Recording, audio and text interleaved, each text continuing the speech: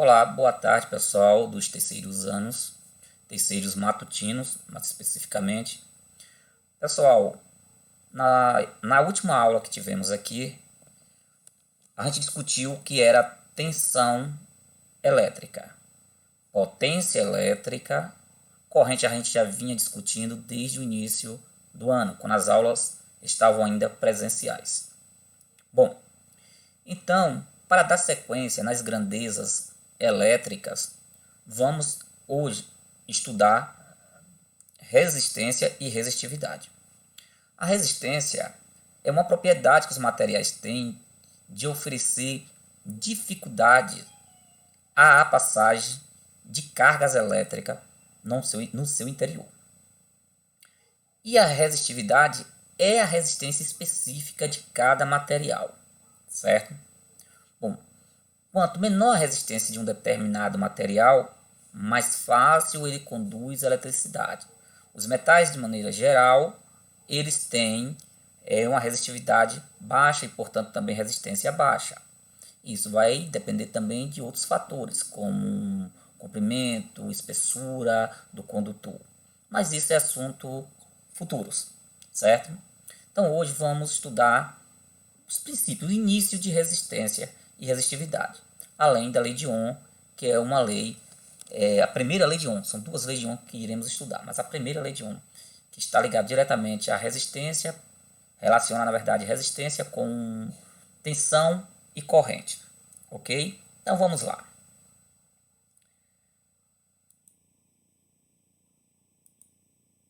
Mas antes, pessoal, de estudar resistência e resistividade, é importante que estudemos, ou seja, vamos fazer uma revisão aqui de proporções de grandezas que são diretamente proporcionais e inversamente proporcionais. Assunto que vocês viram lá em matemática no primeiro ano.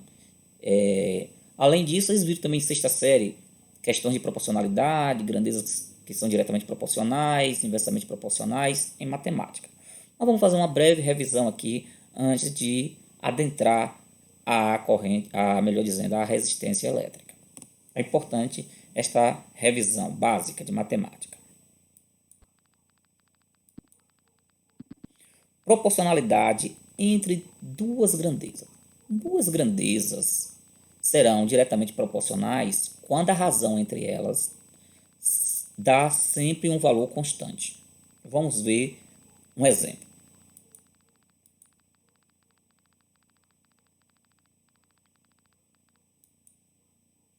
Vamos imaginar duas grandezas, x e y, e que haja a seguinte correspondência entre elas. Quando x for 2, y é 4. X é 3, y é 6. E assim por diante. A pergunta é, e quando x for 5, quanto será y? Ora, pela lógica, vai ser 10. Bom, seguindo. Quando x for 7, quanto será y? 14. O que vemos aqui entre essas duas grandezas é que existe um valor constante entre as razões entre elas. Se adotarmos, por exemplo, pegarmos qualquer par de valores desse aqui, de qualquer linha, vamos pegar o x e dividir o x pelo y, o resultado sempre é meio. E se fizermos o contrário, dividirmos o y pelo x, o valor também dá uma constante. Não é meio, mas dá um valor sempre constante. Dá 2. Vejamos. E isso garante proporcionalidade. Proporcionalidade é isso. Duas grandezas são diretamente proporcionais quando a razão entre elas, ou seja, a divisão, dá um valor constante. 4 por 2. Dividindo sempre y por x. 4 por 2, 2. Se você pegar agora na segunda linha, o y é 6, o x é 3. Como estamos dividindo sempre o y pelo x, então vai ser 6 por 3, 2. Pegarmos o 10 na terceira linha por 5, 2. Novamente, 14 por 7, 2. Então, o que estamos vendo aí? Que x e y são duas grandezas diretamente proporcionais, certo? isso está nos garantindo a razão entre os valores de x e y, ou melhor, de y por x, está dando uma constante. E a constante, nesse caso aqui específico, é o valor 2. Então, podemos colocar de outra maneira, da seguinte forma aqui, ó. De outra maneira, 4 por 2 é a mesma coisa de 6 por 3, que é o mesmo que 10 dividido por 5, que é o mesmo que 14 por 7, ou seja, é o valor 2. Resumindo, y é proporcional, esse símbolo é lido como proporcional. Y é proporcional a x quando a razão entre eles for uma constante. Então, transformar em uma igualdade. Para transformar isso aqui numa igualdade, tem que colocar uma constante. Então, aqui está. Y dividido por x é igual a k. K é constante, um valor constante. Poderia ser representado de outra forma. Y é igual a x vezes k, ou k vezes x, a constante vezes o valor de x. Poderia ser representado dessa forma, que você já conhece isso aqui. De onde? Do primeiro ano. E isso é uma função de matemática, uma função do primeiro grau, mais especificamente uma função linear, aquela que tem uma linha passando pelo ponto 0, 0, ou seja, a curva, a linha, na verdade é a curva entre aspas, certo? De uma função do primeiro grau, mais especificamente linear, que indica proporcionalidade entre as duas grandezas, que são y e x. Bom, colocando elas num gráfico, vamos ter o seguinte, esses valores. O y na vertical ordenada e o x na abscissa. x2, y era quanto? 4. Quando x3, y correspondeu a 6. Quando x4, y correspondeu, quando x5, y correspondeu a 10. Bom, eu falei 4, mas se fosse 4, y ia corresponder a quanto? A 8, mas não está representado aqui. y7, x7, melhor dizendo, y14. Aí o 6, pulei o 6, mas se fosse 6, x6, y corresponderia a 12, porque 12 por 6 dá 2. Ou é o mesmo que dizer que y é sempre o dobro de x. Aí está. Ligando os pontos, verifica o seguinte, que a linha passa pelo ponto 0, 0. Isso indica proporcionalidade, indica que as grandezas envolvidas aqui estão relacionadas de forma diretamente proporcional. Ok? Quando uma aumenta, a outra aumenta na mesma proporção. Quando uma reduz, a outra também reduz na mesma proporção.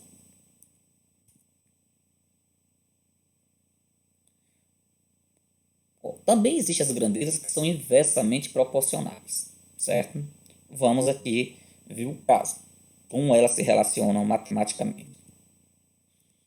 Imaginar novamente duas grandezas genéricas, x e y, que estão relacionadas da seguinte maneira. X é 2, y é 18. x4, y é 9. Observe que está aumentando o x, está reduzindo o y. Quando x for 6, qual será o valor de y? Vamos fazer o seguinte raciocínio aqui. Quando x dobrou, o que aconteceu com y? Y ficou 2 vezes menor. Observe, x dobrou de tamanho, y reduziu a metade. E observe o seguinte, pela lógica, x sai de 2 para 6, ele ficou 3 vezes menor, certo? Ou eu digo, desculpa, ele ficou 3 vezes maior. Então, o que vai acontecer com o y? O y vai ficar 3 vezes menor. Portanto, o y vai ser também 6, que é 18, para ficar 3 vezes menor, passa a ser 6. Bom, prosseguindo. E a pergunta é: e se x passar a ser meio. Observe que agora x reduziu de tamanho. Se x reduziu de tamanho, y vai aumentar de tamanho. Bom, a x reduziu quanto? Se compararmos com o primeiro valor, que é 2, ele reduziu 4 vezes de tamanho. Porque era 2, passou a ser quanto? Meio. O que vai acontecer com y? Y vai aumentar 4 vezes o seu valor. 4 vezes 18, 72. Bom, então essas grandezas são inversamente proporcionais, ao contrário do que tínhamos visto antes, que era diretamente proporcionais. Quando as grandezas são diretamente proporcionais, a razão entre elas é um valor constante. Mas, quando elas são inversamente proporcionais, o que é constante entre elas é o produto, ou seja, a multiplicação entre elas. Observe aqui, 2 vezes 18 é 36. 4 vezes 9, 36 também. 6 vezes 6, 36. E meio vezes 72 é 36. Como assim, professor? É 36? Ora, se você multiplicar qualquer coisa por meio, ela se reduz à metade. Então, se eu estou multiplicando 72 por meio, vai dar 36. Então, todos os valores vão dar 36, indicando que essas grandezas aqui são inversamente proporcionais. Então, aí, ó, o produto entre elas dá um valor constante, que é 36. Representando de outra maneira aqui, ó. O mesmo que eu representei aqui na horizontal. 2 vezes 18 é o mesmo que 4 vezes 9, dá o mesmo resultado de 6 vezes 6, que também dá o mesmo resultado de meio vezes 72. Isto é 36. Como vocês viram, isso é 2 grandezas. Por que estudar isso? Porque as leis que veremos para frente, elas vão envolver essa lógica, essa matemática de ser diretamente ou inversamente proporcionais, como a primeira lei de Ohm, que indica o seguinte, que a corrente em um determinado condutor são diretamente proporcionais, condutores metálicos, certo? Tem uma ressalva. Prosseguindo. Y, como é que se lê isso aqui? Proporcional. Y é proporcional a x? Não. Y é proporcional ao inverso de x, certo? Dizer que y é proporcional ao inverso de x é o mesmo que dizer que y é inversamente proporcional a x. Transformando numa equação. Para transformar numa equação, tira o sinal de proporcionalidade, coloca o sinal de igualdade e multiplica por uma constante. Pronto, multiplica por k. Então, x sobre 1 multiplicado por k dá k sobre x. Então, se eu passar x para o lado de cá, fazendo meio pelos extremos, ele passa multiplicando. K é a constante. Então, teremos que y vezes x é um valor constante. Isto é, quando as grandezas são inversamente proporcionais. Colocando esses valores que vimos anteriormente em um gráfico, vamos ter quando x foi meio, y foi 72. Está no topo, aqui, ó, 72. Quando x foi 1, vai dar 36. Quando x foi 2, 18. Quando x foi 3, não tinha quando x foi 3, mas a gente sabe que quando x é 3, vai ser 12, certo? O produto entre eles tem que dar 36. Para dar 36, tem que ser 12, o valor de y, se x foi 3. Quando x foi 4, qual é o valor para y? 9. 4 vezes 9, 36. Quando foi 5? Não tinha, mas ia dar um valor fracionado aqui. 5,2. Digo 5,2 não, é um valor fracionado. Depois eu vejo o valor aqui. Quando x foi 6, o valor de y também é 6. 6 vezes 6, 36. Bom, se ligarmos esses pontos aí, olha como é que fica a curva. Essa curva é chamada de hipérbole e ela indica que as grandezas são inversamente proporcionais. Dito isso, vamos agora ver resistência elétrica. Como eu já tinha definido anteriormente, aqui está uma definição um pouco mais precisa. É a dificuldade que um condutor oferece ao movimento de cargas elétricas em seu interior.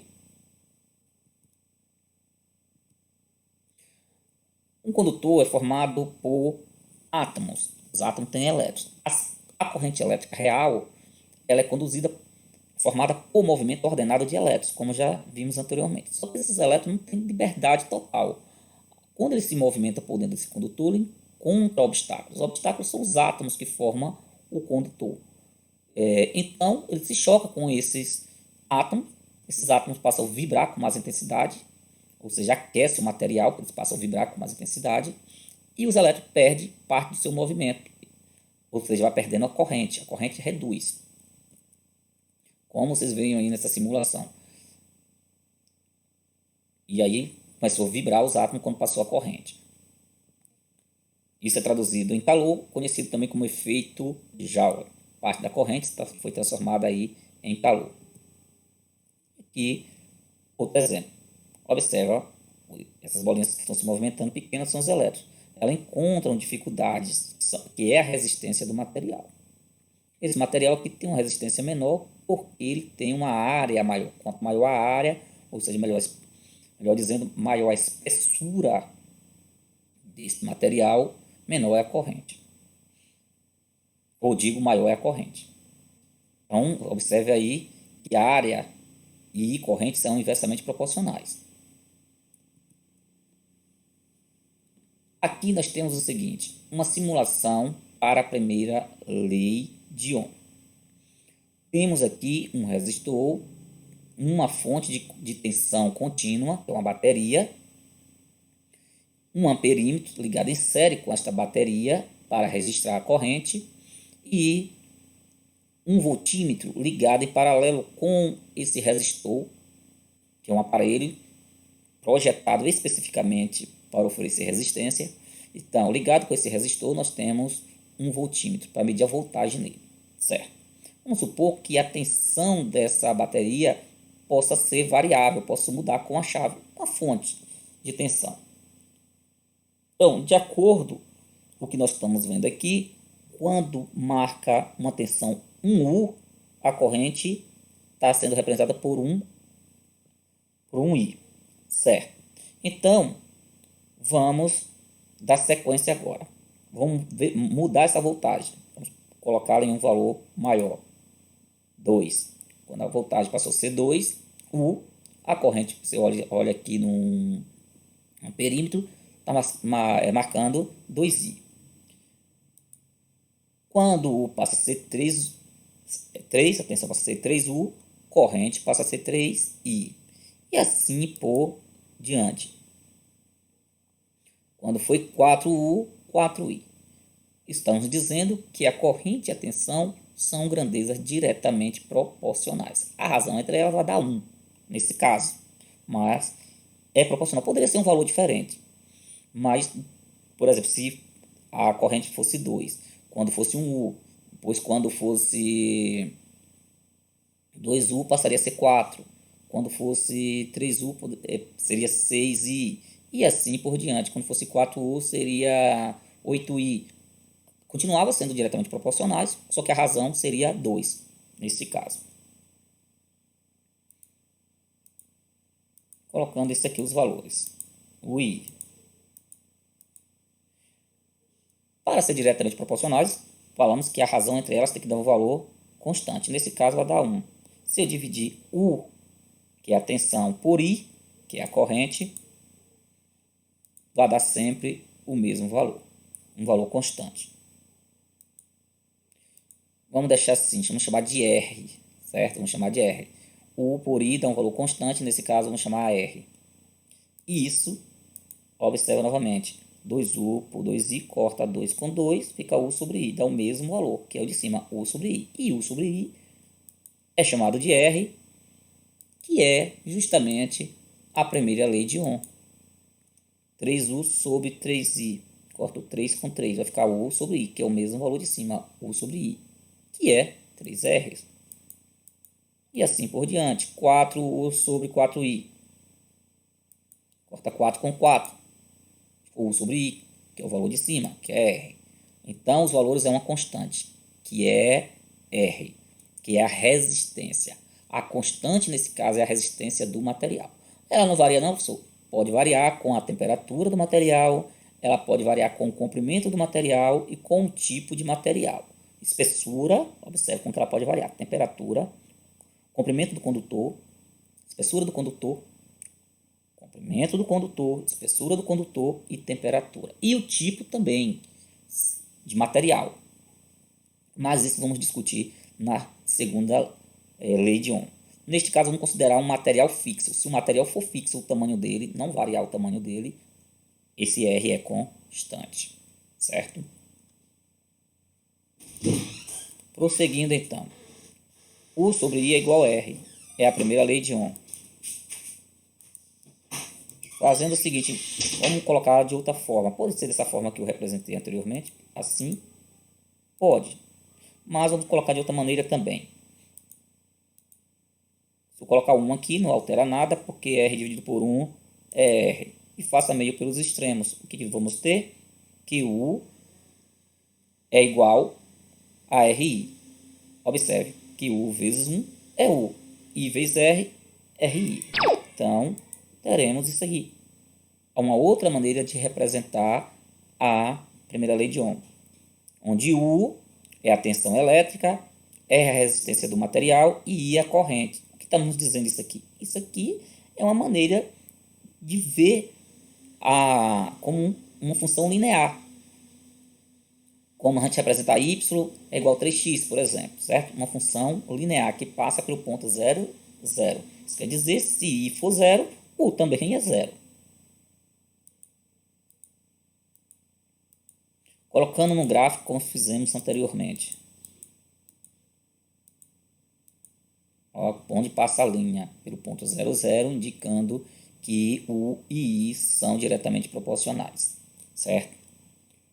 Isso na maioria dos materiais. Existem algumas ressalvas, como alguns materiais que isso não ocorre, como os semicondutores. Bom, pessoal, observe o seguinte, que aqui formou um ângulo, que eu vou chamar ângulo alfa. E se você observar direitinho isso aqui é um triângulo retângulo, porque aqui forma um ângulo de 90 graus. E esse tamanho aqui, ó, qualquer um deles corresponde também a essa altura aqui. Ou seja, isso aqui corresponde a 4U, isso aqui corresponde a 3U, que é o mesmo tamanho. Isso aqui, ó, você pode observar que isso aqui é um retângulo. Se é um retângulo, lados paralelos são iguais, ó, 2U, 2U, 1U, 1U. Então, vamos pegar esses valores aqui como os valores de U, certo? Então, vou pegar esse último aqui, ó. Formar aqui, então, um triângulo retângulo, que aqui tem um ângulo de 90 graus. E esta é uma representação de um ângulo de 90 graus. Como nós tínhamos antes que U por I é igual a R, U, então, vai ser o cateto oposto a esse ângulo alfa. E I é o cateto que está nascendo com esse ângulo alfa. Então, é o cateto adjacente. Se eu tenho cateto oposto dividido por cateto adjacente, isso é o mesmo que tangente. A altura H aqui, que é o U na verdade, altura do triângulo, vamos colocar. Tangente alfa, por definição, é cateto oposto, H dividido por I. Cateto oposto dividido por cateto adjacente. Que nada mais é, no nosso caso específico, U, que isso aqui na verdade vale U, dividido por I, que é a resistência. Logo, nós temos o seguinte, que a tangente em um gráfico de U versus I é numericamente igual à resistência elétrica. No gráfico de tensão U versus I, a tangente corresponde à resistência elétrica do material. Conclusão, alfa, a tangente de alfa, melhor dizendo, é R. Pessoal, Por hoje é só. Peço a vocês que se cuidem, fiquem em casa. Até a próxima aula. Terça-feira vocês terão o questionário relativo a questões parte desse conteúdo até aqui, certo? Então, como estava dizendo, até mais, boa sorte aí, terça-feira, na resolução das questões. Se cuidem, fiquem em casa.